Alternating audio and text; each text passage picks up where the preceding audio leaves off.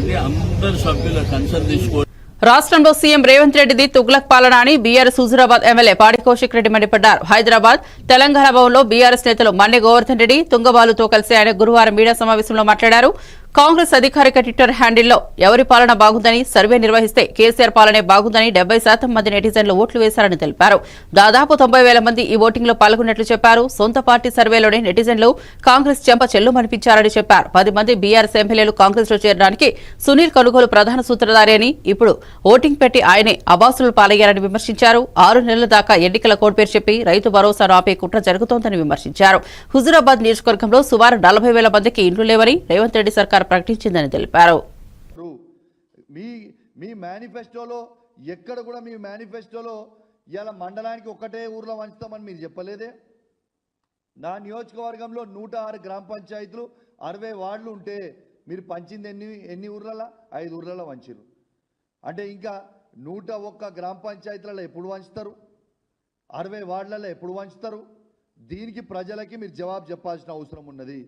నేను దయచేసి ఒకటే కోరుతా ఉన్నా, ప్రత్యేకంగా నా హుజూరాబాద్ నియోజకవర్గంతో పాటు యావత్ తెలంగాణలో ఉన్న ప్రతి గ్రామ పంచాయతీలో ఎక్కడైతే వీళ్ళు ప్రొసీడింగ్ కాపీలు ఇచ్చినామని చెప్పి అబద్ధం ఆడుతున్నారో, కేవలం పబ్లిక్ని ప్రజలని ఇలా మభ్యపెట్టే ప్రయత్నం చేస్తున్నారో, ఇలా మభ్యపెట్టి ఇలా ఆగమాగం చేసే ప్రయత్నం చేస్తూ ఉన్నారు. ఖచ్చితంగా మీ అందరు కూడా దీన్ని గమనించుకోవాలి. ఎవ్వరు కూడా ఈ పత్రం చూసి మాత్రం తెలంగాణ మొత్తం చెప్తున్నా, నా హుజూరాబాద్ నియోజకవర్గంతో పాటు ఎవ్వరు కూడా ఈ పత్రం చూసి మాత్రం నమ్మి ఇల్లు కట్టకురి. ఇల్లు కడితే మాత్రం మీ బుడ్డ మునుగుడు ఖాయం. ఇది మాత్రం గుర్తుపెట్టుకోరని చెప్పి ఈ సందర్భంగా మీ అందరు కూడా తెలియజేస్తూ ఉన్నాను. అదేవిధంగా ఇంకొకటి చెప్పిండు. ఏమని చెప్పిండు? అది ఏదే కాపీ ఇంతకుముందు ఇచ్చింది. ఇలా అదేవిధంగా వీళ్ళు ఏమని చెప్పిర్రు? ఇలా ఆత్మీయ భరోసాలో స్థలం లేని ప్రతి ఒక్కరికి మేము ఆత్మీయ భరోసా కింద 12,000 రూపాయలు మేము ఇస్తాము అని రేవంత్ రెడ్డి గారు ఎన్నికల సమయంలో చెప్పిండ్రు.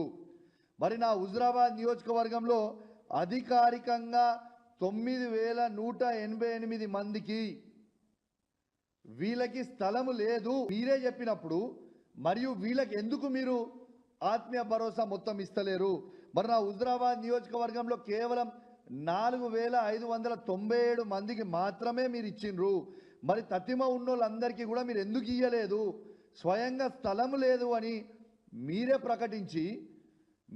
ప్రకటించి మరి ఆత్మీయ భరోసా వాళ్ళకి ఎందుకు ఇయ్యలేదు అనేది కూడా జవాబు చెప్పాలన్నా వద్దా మీరు? ఇది ఎంతవరకు కరెక్టు? మీరు దీనికి ఖచ్చితంగా జవాబు చెప్పాల్సిన అవసరం ఇవాళ ఈ రేవంత్ రెడ్డి గారికి, కాంగ్రెస్ ప్రభుత్వానికి ఖచ్చితంగా ఉంది.